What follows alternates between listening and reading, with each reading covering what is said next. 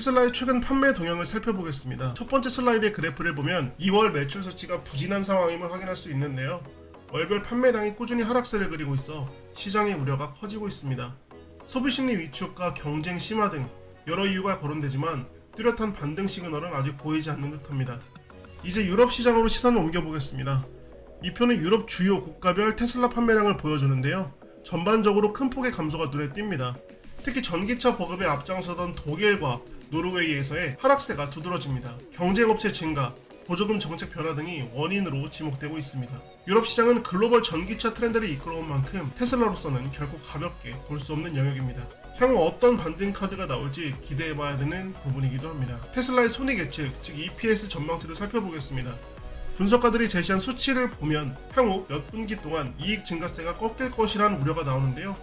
매출 확대 속도가 예전만 못하다는 지적과 함께 생산 비용 상승 가능성이 거론되고 있습니다. 글로벌 경기 불확실성 또한 전기차 업체 전반에 부담을 주는 요소 중 하나입니다. 이러한 상황에서 테슬라가 이익률을 얼마나 유지 또는 개선할 수 있을지가 핵심 관건인데요. 앞으로 분기 실적 발표 때마다 여러분께 영상을 찍어서 공유드릴 수 있도록 하겠습니다. 테슬라의 연간 EPS 하락을 구체적으로 보여주는 지표입니다. 막대 그래프와 추세선을 보면 최근 몇 분기 동안 연속으로 예상 대비 낮은 실적이 반복되고 있는 모습을 볼 수 있는데요. 시장 기대가 워낙 컸던 만큼 실망감도 그에 비해 커지는 상황입니다.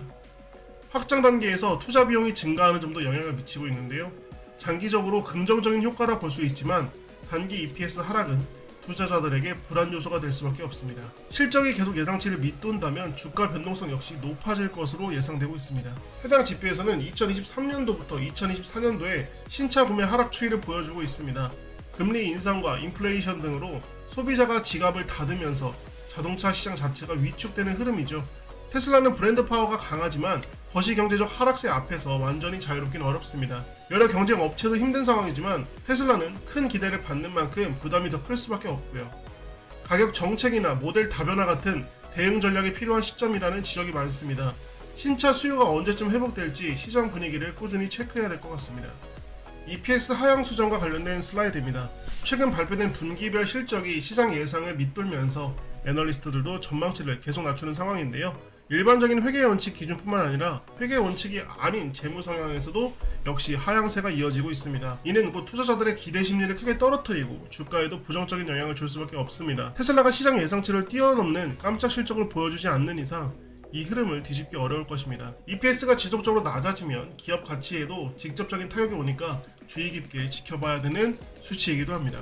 이어지는 슬라이드는 향후 몇 년간의 테슬라 손익 예측을 종합한 표입니다. EPS, 포드 P, 그리고 애널리스트들의 하이로우 전망 범위가 한눈에 들어오는데요. 성장세 자체는 이어지지만 예전처럼 가파른 상승 곡선이 아니라는 점이 특징입니다. 결국 테슬라 혁신과 생산성 개선 정도에 따라 이 수치가 크게 달라질 것으로 보입니다. 시장은 이제 얼마나 빨리, 얼마나 안정적으로 실적을 낼 수 있느냐에 관심을 갖고 있습니다. BYD의 성장을 보여주는 그래프입니다. 중국의 대표 전기차 업체인 BYD가 전세계 EV 생산량에서 테슬라를 추월하는 모습이 보이는데요. 중국 정부의 보조금 지원, BYD 자체 배터리 기술력이 시너지를 낸 결과라는 평가가 많습니다.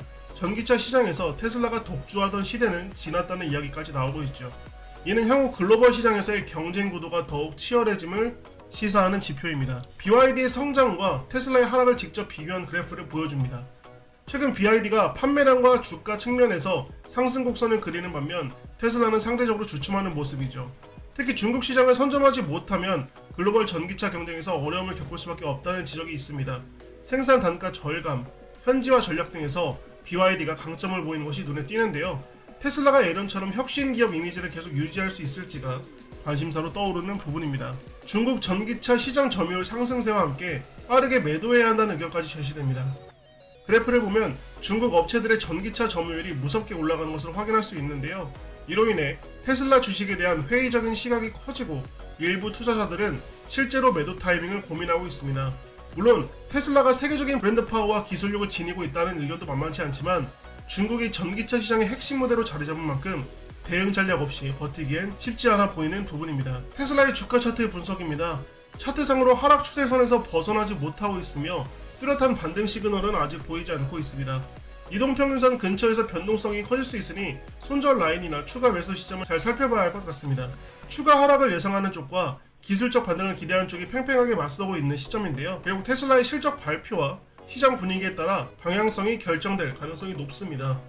고점 대비 지금 추세선으로 보면 하단까지 내려온 것은 맞습니다. 하지만 이 부분에서 반등 구간이 오게 되면 새로이 상승할 수 있는 상승 탄력이 되지만 지금의 판매량과 저조한 실적으로 봤을 때는 지금 매수는 다소 꺼려지는 것이 사실입니다. 앞으로 17층 브리핑룸은 여러분들이 찾지 않아도 한눈에 보실 수 있도록 외국에 올라와 있는 애널리스트들의 자료들과 외국 자료들을 많이 다뤄볼 테니 여러분들도 구독과 좋아요 한 번씩 부탁드리겠습니다. 감사합니다. 여러분. 17층 브리핑룸이었습니다.